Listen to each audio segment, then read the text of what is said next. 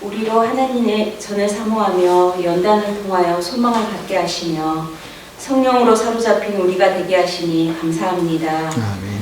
우리의 입술로 감사와 찬양이 끊이지 않도록 축복하신 은혜 또한 감사합니다. 우리의 삶을 친히 주관하시고 우리의 필요를 공급하시는 하나님 감사합니다. 자신의 몸을 십자가에서 죽으심으로 우리에게 생명을 주셨으니 오늘 저희들도 우리 자신을 깨뜨려 주님의 말씀에 순종하는 삶을 살게 하시고 가라앉은 심령들이 주님의 말씀으로 영원히 목마르지 아니할 생수를 얻을 수 있도록 십자가의 복음을 전하게 하옵소서. 아멘. 그래서 바울처럼 주님만을 바라보며 믿음을 지키는 삶이 되게 하시옵소서. 아멘. 우리의 연약함이 죄가 되지 않도록 강함을 허락하시고 우리의 가난함이 죄가 되지 않도록 부욕해 하시기를 간구합니다. 우리로 하나님을 바라고 섬길 수 있는 귀한 믿음을 허락하시고 우리의 어리석음으로 하나님을 부인하고 저주하는 범죄를 범하지 않도록 지혜로 축복하여 주옵소서. 아멘. 하나님의 말씀을 붙잡고 일생을 승리할 수 있도록 축복하여 주옵소서. 아멘. 주께서 우리를 돕지 않으시고 인도하지 않으시면 단 하루도 살아갈 수 없는 존재들임을 고백합니다. 약하디 약하며 연약한 존재임을 고백합니다.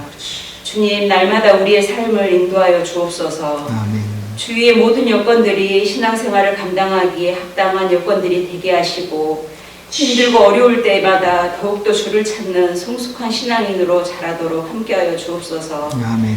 주님의 살아계심을 확신하는 일들이 일어나게 하여 주옵소서. 아멘. 말씀을 전하시는 목사님 위에 성령의 큰 능력으로 함께하여 주옵소서.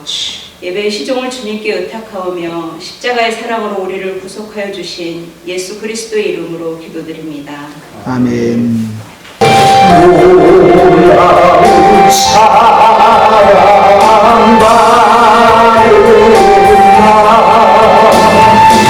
모두로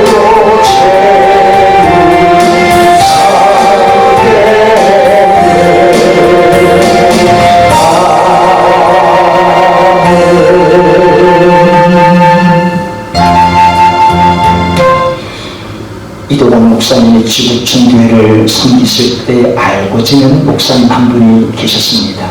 그분은 참 순전한 목사님이셨습니다. 너무 순전해서 생각지 않은 실수로 통일교회 연루된 행사에 참석하게 되었죠. 과연 무슨 일이었겠습니까? 예나 지금이나 성지순례는 몇백만 원에 달하는 돈이 들어가는 비용이지 않겠습니까?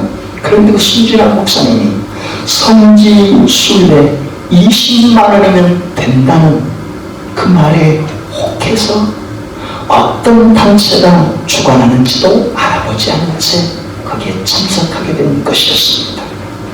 여행 코스는 이스라엘과 팔레스타인, 그리고 돌고 돌아 미국 뉴욕과 워싱턴까지 둘러보는 코스였죠. 그러니까 얼마나 행복했었습니까? 20만 원에 이런 풀코스 세계여행 성지순례를 다녀오다니 얼마나 감격스러운 여행길인가 속으로 생각했던 목사님이었죠. 그런데 이제 여행 끝날 무렵인가 그때 어느 회학 석상에서 놀라운 소식을 듣게 됩니다.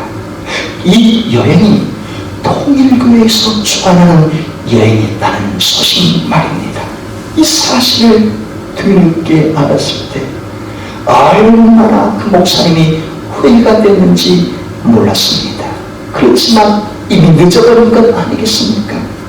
이제 한국에 돌아오신 후에 통일교회에서 역사가 날아왔습니다. 목사님, 통일교회에서 이제 모임을 갖게 되니 나와 주십시오 하고 말입니다. 근데 그 목사님은 나갈 수 없다고 말했습니다. 그랬더니 어느 찬밥 차림을 한 사람이 와서 이렇게 말하는 것입니다. 목사님께서 나오지 않으면, 통일교 모임에 나오지 않으면 목사님께서 통일교 돈으로 세계 여행을 다녀왔다고 공개하겠습니다. 이 말을 들었을 때 이 목사님 마음이 얼마나 괴롭겠습니까? 자신이 통일 통일교에서 좋지 않은 세계 여행을 다녀왔다는 사실이 공개가 되고 교단 목사님들에게 다 알려지면 얼마나 수치스러운 일이요, 심한 경우에 목사 박탈을 당할지도 모르는 수치스러운 일이 발생할 수도 있기 때문에 말입니다. 그래서 어쩔 수 없이 통일교에서 주최하는 파티 모임에, 호텔 모임에 그 목사님이 참석을 하게 된 것이었죠. 그런데 그 후로도 계속 그 모임에 참석하라고, 만약 참석하지 않으면 다 공개하겠다고 협박 아닌 협박을 받게 되는 것입니다. 그리고 목사님은 그 후로도 몇 차례나 더 통일교 모임에 나갈 수밖에 없었던 것이죠.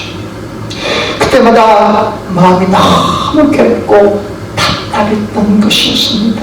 그래서 이번만 참석하고 다음부터는 참석지 않겠다고 말을 하는데, 그럴 때면 그 잠박차량의 청년이 찾아와 또다시 공개하겠다고 협박을 하는 것이었습니다.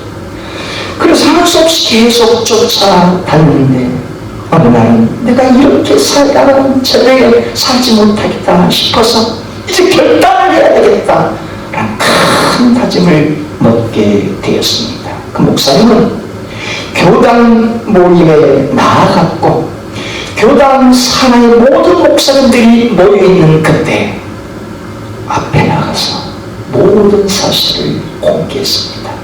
목사님들, 제가 큰 실수로 돈의 누림으로 통일교에서 주최하는 여행에 나가 나섰습니다. 그리고 그 후로도 통일교에서 주최하는 모임에 계속 나갈 수밖에 없었습니다.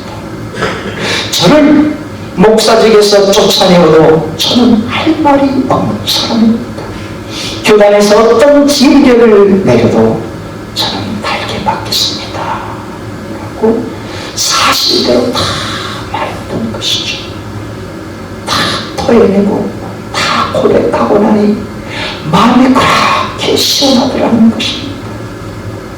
그런데 그 후로도 또 통일교에서 연락이 왔습니다.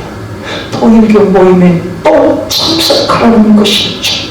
그러자 이번에는 이 목사님이 단호하게 거절을 했습니다. 그러자 그 잠깐 차려낸 청년이 또다시 찾아와서 협박을 하는 것입니다. 목사님, 이번에 참석하지 않으면 진짜로 다 공개적으로 다 까발리겠습니다 하고 말이죠. 그러자 이 목사님이 뭐라고 말을 했겠습니까? 이놈아, 고발할 테면 해봐라. 나는 이제 자유다. 나는 이제 자유다 라고 말했다는 것입니다. 무엇을 깨닫게 하는 것 같습니까? 죄의 유혹은 그렇게 교묘하게 우리의 마음을 파고든다는 사실 아닙니까? 죄를 짓고서는 마음 편하게 살 수 없다는 것을 깨닫게 해주는 것이죠. 어떤 죄든지 죄는 고백해야만 용서받을 수 있다는 건 말입니다. 어쩌면 저에게 유혹해 왔을 때 저라도 넘어지지 않았을까 싶은 생각이 듭니다. 성지순례가 보통 300만 원, 그리고 미국의 뉴욕, 워싱턴 DC를 내는다. 그럼 1000만 원 들어가는데 단돈 20만 원으로 내게 유혹해 왔다면 나도 혹하고 날아가지 않았을까 싶은 건 말입니다. 그런데 더 중요한 게 무엇이겠습니까? 이 땅에 무엇이든지 간에 그에 상하는 대가 없이 손쉽게 얻을 수 있다는 유혹은 지금도 우리 곁에 도사리고 있는 것 아니겠습니까? 고귀한 것일수록 고귀한 대가를 지불해야 되는데 대가 없이 취하라고 우리를 유혹해오는 일들 말입니다. 이스라엘 백성들도 마찬가지죠. 애국 땅에 400년 동안 종살이한 그들을 하나님의 은혜로 해방시켜 주셨고 자유를 주셨습니다. 이제 그 땅에서 가나안 땅으로 인도하시는데 일주일, 2주일이면 곧장 가나안 가나안 땅에 도착할 수 있는 그 동쪽길이 있었습니다. 그런데 하나님께서 왜 그들을 2주일 만이 아니라 40년 동안 광야길을 헤매며 돌고 돌 끝에 가나안 땅으로 인도하셨습니까? 이유는 다른 데 있지 않죠. 하나님의 백성으로 선택받았다고 해서 저절로 하나님의 자녀가 되는 게 아니라 광야, 연단과 훈련이라는 대가를 지불하게 하시는 것이죠. 40년이라는 대가를 지불한 끝에 비로소 하나님의 말씀을 입각하여 살아가는 하나님의 자녀로 온전하게 발돋움할 수 있으니 말입니다. 이 세상의 모든 일은 대가 없이 주어지는 게 없습니다. 예수님의 십자가 사건도 마찬가지입니다. 죄와 허물로 죽을 수밖에 없는 우리 자신들, 기껏해야 이 땅에 80년, 100년 안팎의 삶을 살다가 지옥 나락으로 떨어질 수밖에 없는 우리 자신들이 어떻게 구원받은 하나님의 자녀가 될 수 있습니까? 고귀한 예수님의 십자가 대속의 대가를 통해서 우리가 하나님의 자녀가 될 수 있는 것 아닙니까? 오늘 본문을 통해 주님께서 우리에게 말씀하시는 메시지가 바로 이것입니다. 할렐루야, 축복합니다. 예수님께서 성령에 이끌려 마귀에게 시험을 받으셨습니다. 광야에서 시험을 받았죠. 광야라는 히브리어로 미드바리요, 실은 말씀을 뜻하는 다바르에서 파생된 단어라고 했습니다.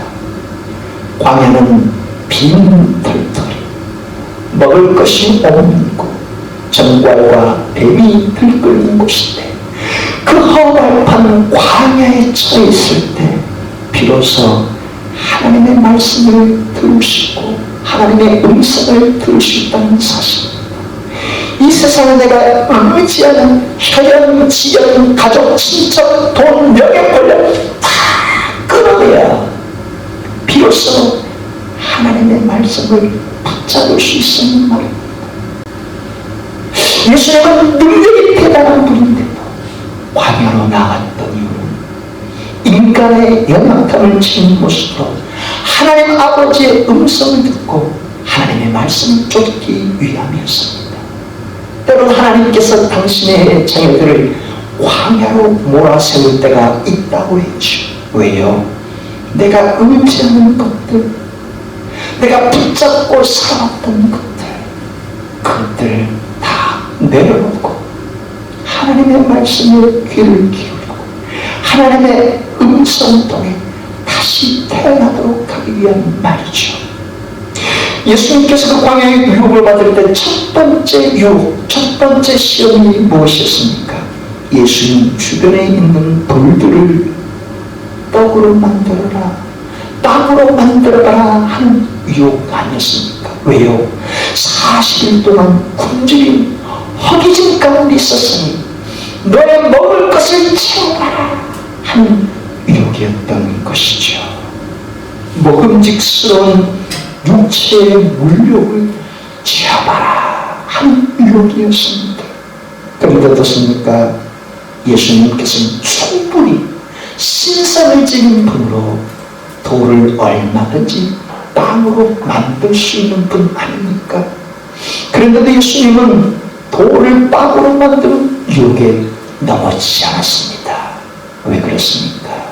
마귀, 사탄의 유혹은 너의 신적인 능력과 권능, 너의 개인적인 물욕을 채우는 데 사용해봐라. 너가 신적인 능력으로 구속사, 하나님 나라의 구속사의 대우를 사용하지 말고 너의 사사로운 욕심을 채우는데 사용해도 되지 않겠나 라고 유혹의 원점을 예수님은 하셨기 때문이죠. 그때 예수님은 신명기 8장 3절의 말씀으로 마귀의 유혹을 물리치셨습니다. 사람이 떡으로만 사는 게 아니라 하나님에 비해서 나온 모든 말씀으로 사는 것이다 하고 말입니다. 그 말씀을 모세가 광야 40년을 다 지나와서 가나안 땅을 목전에 두고서 출애굽 1.5세대와 2세대를 향해 선포한 고별 설교 내용이었죠. 여러분, 왜 하나님께서 여러분들을 40년간 광야 활동에 만나를 먹이시며 여기까지 이끌어 오신 줄 아십니까? 여러분이 빵으로만 사는 자녀가 아니라 하나님 입에서 나온 말씀으로 사는 백성을 기억하도록 하기 위함이셨습니다. 여러분들이 광야를 헤쳐나오면서 때로는 주린 날도 있었고 풍족한 날도 있었지만 그 모든 것은 하나님께서 여러분들의 심령을 낮추셔서 하나님의 말씀으로 사는 백성임을 기억하도록 하기 위함입니다. 이제 여러분들이 저 가나안 땅, 꿈에 그리던 가나안 땅에 들어가면 여러분들 말씀을 쫓아 사는 백성이 되길 바랍니다. 여러분, 그때 그 말씀을 예수님이 인용해서 사람은 떡으로만 빵으로만 사는 것이 아니라 하나님의 말씀으로 사는 것이다 라면서 마귀의 그 유혹을 물리친 것이죠. 얼마든지 돌을 빵으로 만들 수 있는 능력을 지닌 예수님이셨지만 자기 욕심, 자기 물욕을 채우는 것이 아니라 하나님의 구속사 사업을 위해 자기 자신을 내어드린 예수님이셨습니다. 우리도 마찬가지죠. 내 심령에 하나님의 말씀이 자리 잡고 있으면 나의 사사로운 물욕을 채우기보다 하나님의 나라, 하나님의 교회를 위해 나 자신을 기꺼이 내어드릴 수 있는 것이 말이죠. 오늘 보면 그 이후의 상황을 전해주는데 마귀의 2차 유혹에 관한 말씀인데 본문 5절과 6절 말씀을 다시 한번 같이 읽겠습니다. 아멘. 이에 마귀가 예수를 거룩한 성으로 데려다가 성전 꼭대기에 세우고 이르되 내가 만일 하나님의 아들이든 뛰어내리라 기록되었을 때 그가 너를 위하여 그의 사자들을 명하시리니 그들이 손으로 너를 받들어 발이 돌에 부딪히지 않게 하리로다 하였느니라. 마귀는 예수님을 거룩한 성전 꼭대기에 데리고 가서 꼭대기에서 뛰어내려보라. 그러면 천군 천사라 너를 붙들어주고 하나도 다치지 않게 되지 않겠나 라고 유혹해온 것입니다. 당시의 예루살렘 성전은 모든 유대인들의 정치, 경제, 문화의 중심지였고 하나님을 신성시하듯이 예루살렘 성전은 하나님처럼 경외하고 신성시하던 장소였습니다. 그 성전 꼭대기에서 뛰어내린다고 생각해 보십시오. 그리고 하나도 다치지 않은 능력을 행사한다고 생각해 보십시오. 어떻겠습니까? 이야, 슈퍼맨이 나타난다, 초능력자가 나타난다, 우르르 이제 군중들이 다 몰려들 것이고 당신은 기적의 주인이 우리의 왕이 되어 우리를 제발 해방시켜주고 로마의 압제에서 해방시켜주고 우리를 풍족해 해주십시오. 우리의 왕이 되어 주십시오. 우리의 메시아입니다 라고 유대 군중들이 순식간에 몰려들며 떠받들려 가지 않겠습니까? 바로 이것을 노리고 마귀가 예수님은 성전 꼭대기에서 뛰어내보라고 지금 유혹하고 있는 것입니다. 그러나 예수님은 알고 계셨죠. 손쉬운 방법으로 메시아가 되는 게 참된 메시아가 아니라는 그 말입니다. 1차 유혹은 물욕을 채우라는 유혹이었고 2차 유혹은 예수님의 허영심, 예수님의 명예심을 부추기는 유혹이었습니다. 예수님 알고 계셨습니다.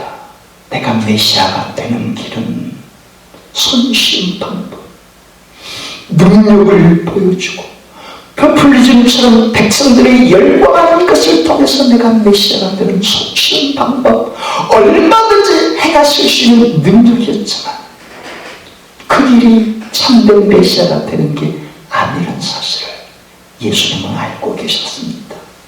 예수님은 하나님의 뜻하시는 메시아가 십자가의 대속이라는 고귀한 대가를 치르는 것임을 예수님은 한시도 잊지 않으셨던 것이죠. 그래서 예수님께서는 본문 7절 말씀을 통해 마귀의 유혹을 물리쳤던 것입니다. 예수께서 이르시되 또 기록되었으되, 신명기 6장 16절의 말씀을 인용하셔서 신명기 6장 16절에 기록되었으되 너희 하나님을 시험하지 말라 하였느니라. 이 말씀으로 마귀의 유혹을 물리친 것입니다. 신명기 6장 16절의 말씀 역시 모세가 고별 설교한 내용 중에 하나인데, 출애굽기 17장의 사건을 인용해서 모세가 설교한 내용입니다. 근데 이스라엘 백성들이 애굽에서 나와 홍해를 통과했고 신광야를 지나 르비딤에 당도했을 때였죠. 그때 이스라엘 백성들이 다시 물이 없다고 모세를 향해, 하나님을 향해 원망하고 불평했죠. 그들은 하나님께서 6개월 동안 애굽 땅에 어떤 기적들을 베푸시는지 눈으로 목격했던 백성들이고, 하나님께서 32km의 홍해를 어떻게 갈라주시는지 생생하게 목격했고 통과했던 그들이고, 신광야에서 만나와 메추라를 공급해 주신 것을 목격했던 그들인데도 불구하고 지금 마실 물이 없다고 불평하는 그들, 그야말로 눈에 보여야 하면 하나님이 살아계신 것을 믿었던 그들의 모습입니다. 하나님은 늘 그들 곁에 함께 생생하게 살아계신 분인데도 당장에 원하는 것을 채워줘야만 만족할 줄 알았던 연약한 백성들이었죠. 그때 하나님께서 모세에게 반석을 쳐라, 반석을 쳐서 저들의 갈증을 해결해 줘라 해서 반석을 쳤을 때 물이 나와 백성들이 마시게 주셨습니다. 이것을 통해 나는 너희들과 끊임없이 가나안 땅에 들어가 살 때까지 함께하는 여호와임을 알도록 해주라 라는 이 말씀을 통해 여러분, 가나안 땅에 들어가셔도 하나님이 살아계신가 하나님 살아계시지 않는가 시험하지 말고 하나님을 전적으로 의지하고 신뢰하며 살기를 바랍니다 라고 모세가 설교했던 것이고, 예수님이 그 말씀을 지금 마귀의 유혹 앞에 굳게 붙잡고 나아간 것입니다. 나는 메시아가 되는 길을 알고 있다. 이 사탄의 녀석들아, 너희들은 나를 흔들어서 내 허영심과 명예심을 부추겼어. 손쉬운 방법으로 메시아가 되기를 원하지 않느냐? 성전 꼭대기에서 뛰어내리고 발이 하나도 돌이 부딪히지 않으면, 상하지 않으면 유대 군중들이 달려와 나를 메시아가 떠받든다는 것 내가 왜 모르겠느냐?